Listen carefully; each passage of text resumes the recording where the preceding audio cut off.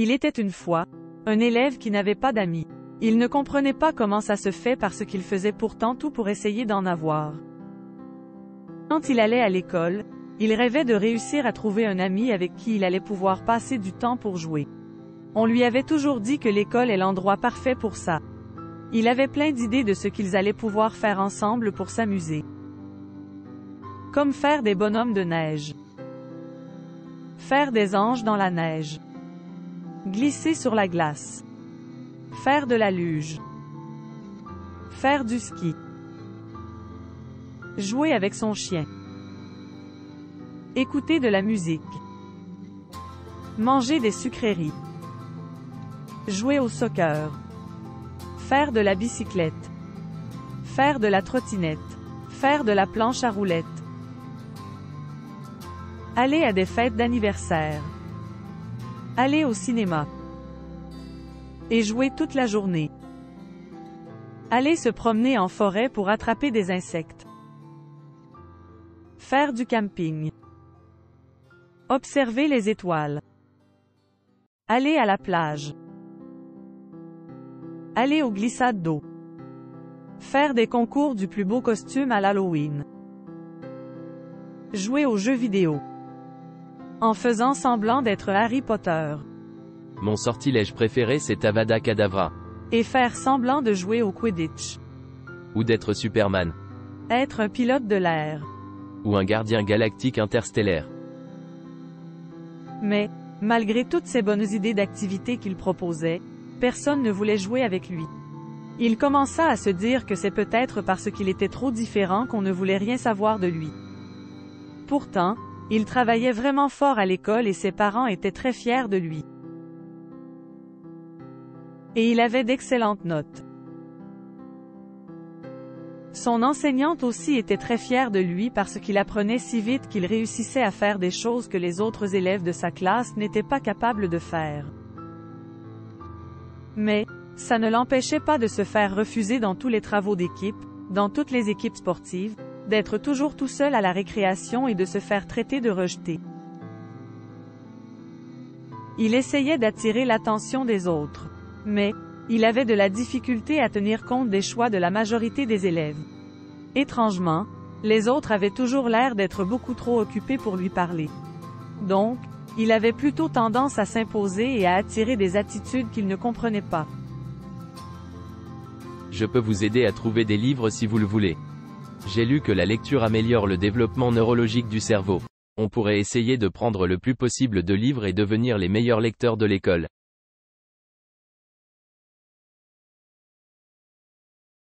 À cause de son comportement maladroit, il avait souvent des conflits avec les autres élèves sans savoir pourquoi, sans savoir ce qu'il avait fait.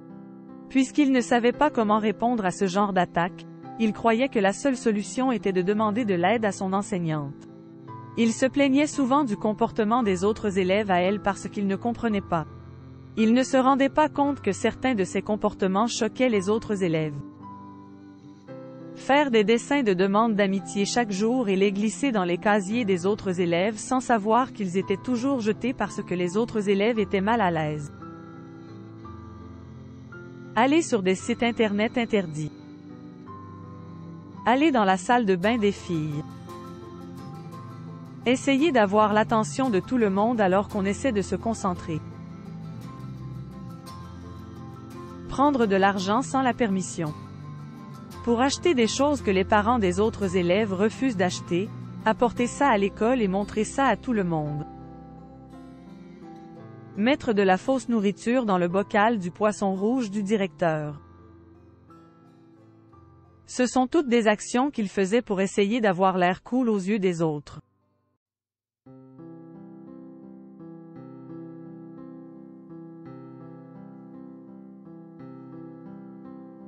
Mais, ça ne fonctionnait pas vraiment.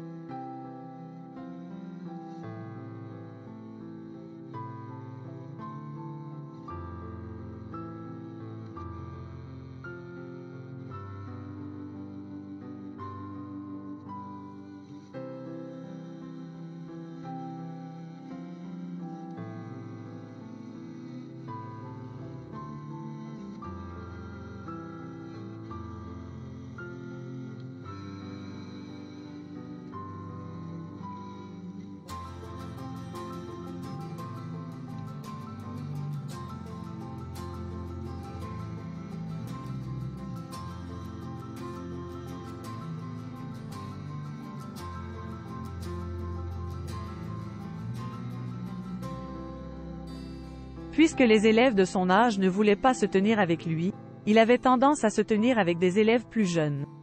Les plus petits l'appréciaient beaucoup.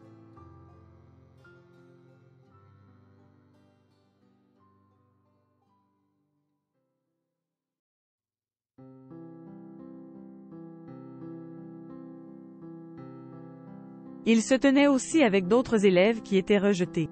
C'étaient les seuls élèves qui l'acceptaient.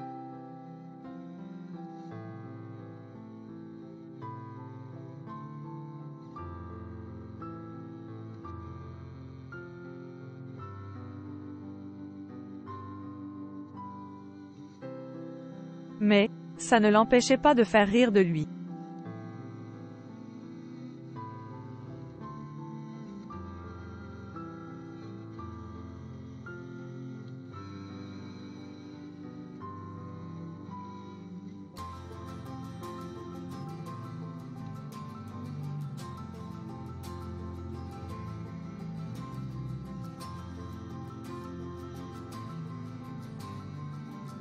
Il voulait se venger du rejet qu'il subissait. Alors, il commença à utiliser de plus en plus la violence contre les autres élèves. Son comportement finit par le conduire chez le directeur et il commença à se faire suspendre. Il commença à avoir des conflits avec ses parents. Il essayait d'expliquer que c'étaient les autres élèves de l'école qui étaient méchants avec lui et c'est pour ça qu'il se vengeait. Mais, il ne comprenait pas pourquoi ses parents ne l'écoutaient pas. Il trouvait que ses parents avaient l'air de s'intéresser uniquement à ses notes. Puisqu'il avait besoin d'oublier tous ses problèmes à l'école, il commença aussi à jouer de plus en plus aux jeux vidéo. Ça lui faisait tellement du bien qu'il commençait à avoir de la difficulté à arrêter d'y jouer quand on lui demandait d'arrêter. Il trouvait que ce n'était pas juste que les autres élèves de sa classe passent autant de temps à jouer aux jeux vidéo comparativement à lui. Alors, il commença à refuser de faire ses devoirs quand on lui demandait, en se disant qu'il avait le temps de les faire le lendemain. Il se lavait de moins en moins parce que lorsqu'il se lavait ça lui enlevait du temps de jeux vidéo. Il ne s'inquiétait pas du tout de la réaction des autres élèves de l'école par le fait qu'il sentait de plus en plus mauvais. C'était presque comme une vengeance pour lui. Ils vont me rejeter de toute façon. Puisqu'il écoutait de moins en moins ses parents et qu'il avait de plus en plus de difficultés à arrêter de jouer aux jeux vidéo le soir, il perdait de plus en plus sa routine et il avait de plus en plus de difficultés à se lever le matin.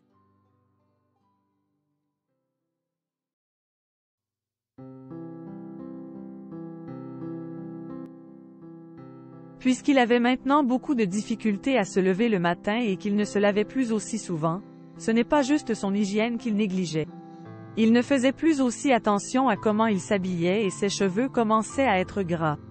Il n'était plus aussi à l'écoute quand on s'adressait à lui à l'école parce qu'il pensait à son lit à cause de son manque de sommeil.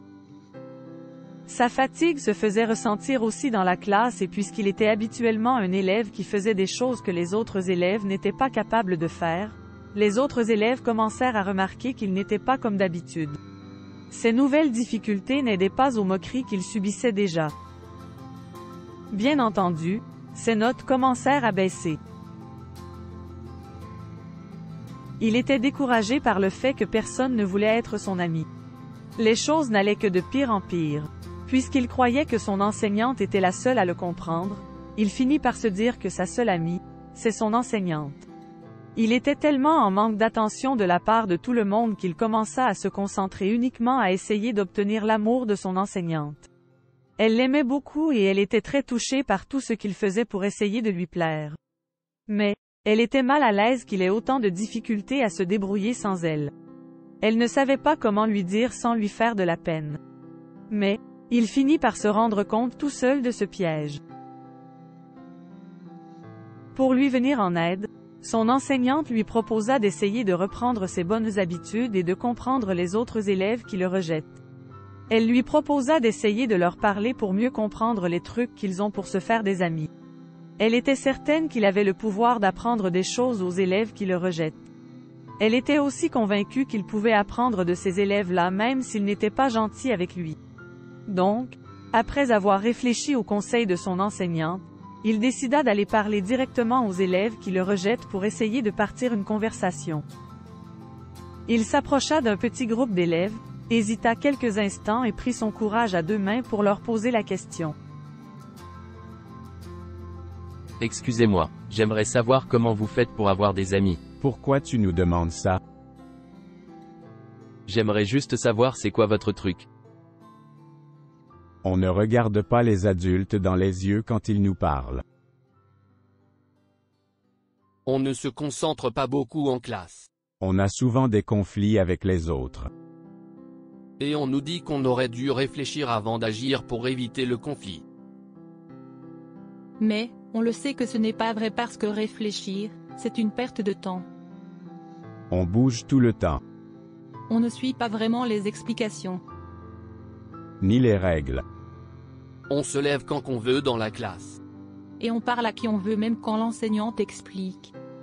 Quand on a quelque chose à dire, on n'attend pas nécessairement notre tour pour parler, ni d'avoir la permission. Quand on a quelque chose à dire, on ne se gêne pas pour le dire même si cela n'a aucun rapport avec le sujet de la conversation. On ne se gêne pas pour prendre du matériel si on en a besoin même si c'est à quelqu'un d'autre. On est rapide. On fait des bruits. On a parfois de la difficulté à expliquer ce qu'on veut dire. On est capable de nommer les règles, mais on ne les suit pas. On a des réactions qui étonnent parce qu'on n'a pas toujours les mêmes réactions. On n'aime pas attendre. On ne comprend pas toujours le travail qu'il y a à faire. On change d'idée tout le temps. On termine rarement ce qu'on a commencé. On pense à quelque chose pendant qu'on travaille. On préfère faire la tâche auquel on pense pour essayer d'arrêter d'y penser, puis on revient à la première tâche et ça continue.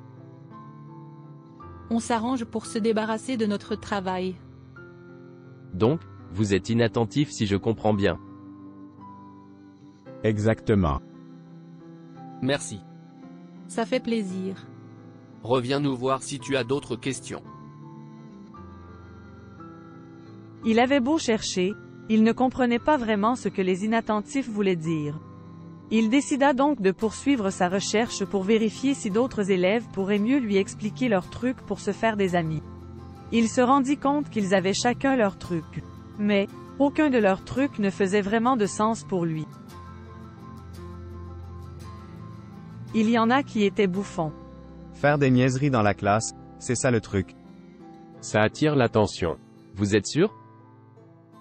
Absolument. Merci. Il y en a d'autres qui étaient rêveurs. Tu sais, moi je trouve que ce que l'enseignante explique est vraiment plate. Je préfère rester dans mon monde dans ma tête. C'est beaucoup plus intéressant. Je pense à toutes sortes de choses. Je suis dans mon imaginaire. Ça passe le temps. Ah bon? D'autres étaient inhibés. Ça veut dire quoi inhibé? Ça veut dire que tu ne veux rien savoir de tout ce qu'on te propose. Tu ne t'intéresses à rien. Ah, effectivement.